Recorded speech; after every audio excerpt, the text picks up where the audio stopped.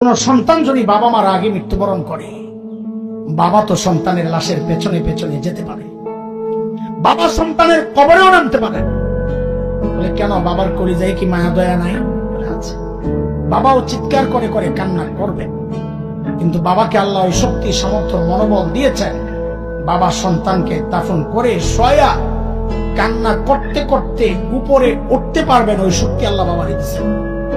কিন্তু কোন মায়ের জন্য সন্তানের লাশের পেছনে যাওয়া চলবে না, কোন মায়ের জন্য সন্তানের কবরে নামা চলবে না।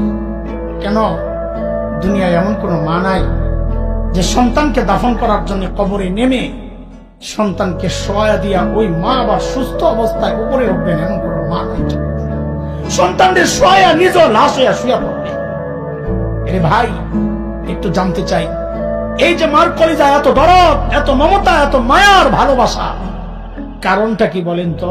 মা আমার দুই চোখের এক চোখ বানাইছেন সেই জন্য, মা আমার একটা কান বানাইছেন সেই জন্য, মা আমার একটা হাত বানাইছেন সেই জন্য। আচ্ছা একবারে বলে ফেলেন না, মা আমার শরীরের কি বানাইছেন?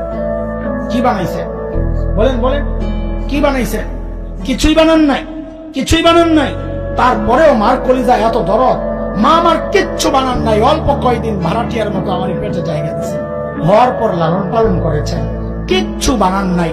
তাতেই মার কলিজা এত দরদ আর মায়ার মমতার ভালোবাসা, কিচ্ছু বানান নাই। তারপরেও যে আল্লাহ আমার চোখ বানাইছেন, আল্লাহর কত, যে আল্লাহ আমার হাত পা বানাইছেন, আল্লাহর কত, যে আল্লাহ আমার এত এত নিয়ামত দিয়া বাঁচায় রাখছেন, আল্লাহর কত না।